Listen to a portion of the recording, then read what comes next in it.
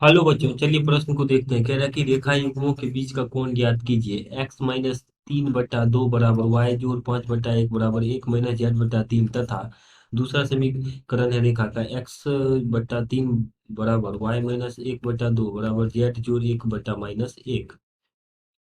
तो दिए गए प्रश्न के लिए हमारे पास जो मुख्य अवधारणा है, मुख्य अवधारणा यदि हम इस प्रश्न के लिए देखें तो मान लीजिए कोई रेखा युग्म है x - x1 बराबर y-y1 बराबर z-z1 और दूसरा रेखा है x-x1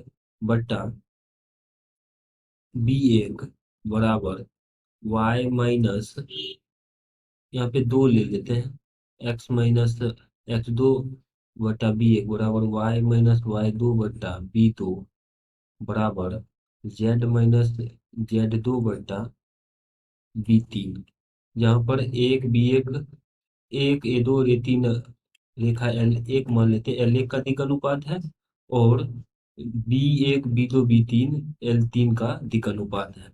तो अगर हम उसको सदिश के रूप में लिखें तो ए सदिश आ जाएगा दिक् अनुपातों को मिलाकर ए एक आई कैप जोड़ ए दो जे जोड़ ए तीन के, और दूसरा आ जाएगा बी सदिश बी बराबर बी एक आई कैप जोड़ बी दो जे कैप जोड़ बी तीन के कैप।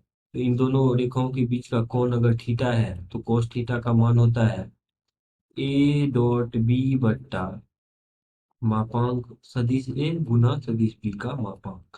इस प्रकार से अब देखिए यहाँ पर एल एक रेखाखंड को मान लेते हैं ये है, जो कि लिखा गया x-3/2 बराबर y जोड़ 5/1 बराबर माइनस ऊपर कॉमन कर लेते हैं तो z-1/-3, और दूसरा सदिश है मतलब दूसरा रेखा है x/3 बराबर x x/3 बराबर y-1/2 बराबर z जोड़ 2/-1 ऐसा।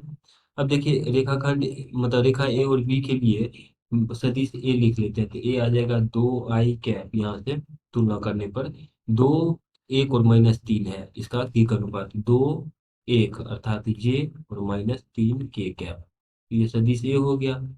और सदिश बी की बात करें, सदिश बी इस प्रकार से हो जाएगा ये 3 2 और -1, तो ये आ जाएगा 3 3 i कैप जोड़ 3 2 और -1 है तो 3 2 और -1 3 जोड़ 2 j कैप माइनस के कैप। इस प्रकार से तो कॉस अगर थीटा इसके बीच का एंगल है तो कॉस थीटा आ जाएगा ए डॉट बी अर्थात 2 × 3 जोड़ 1 × 2 जोड़ 3 × -1 -3 × -1 अर्थात 3, और बट्टा में आ जाएगा इसका मापांक तो वर्गमूल 2 का वर्ग 4 जोड़ 1 जोड़ 9 गुना वर्गमूल इसका आ जाएगा 3 का वर्गमूल वर्ग 9 जोड़ 4 जोड़ 1।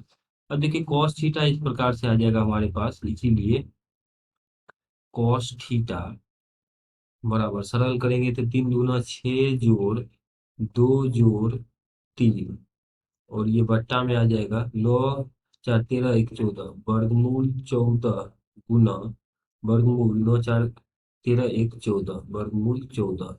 तो cos थीटा इस प्रकार से आ जाएगा, इसीलिए cos थीटा बराबर 6 3 9 2 11 बट्टा वर्गमूल 14 को लिखेंगे तो ये आ जाएगा 14 के बराबर। अर्थात इन दो रेखाओं के बीच का कोण अगर थीटा है तो थीटा आ जाएगा हमारे पास cos प्रतिलोम 11/14 के बराबर।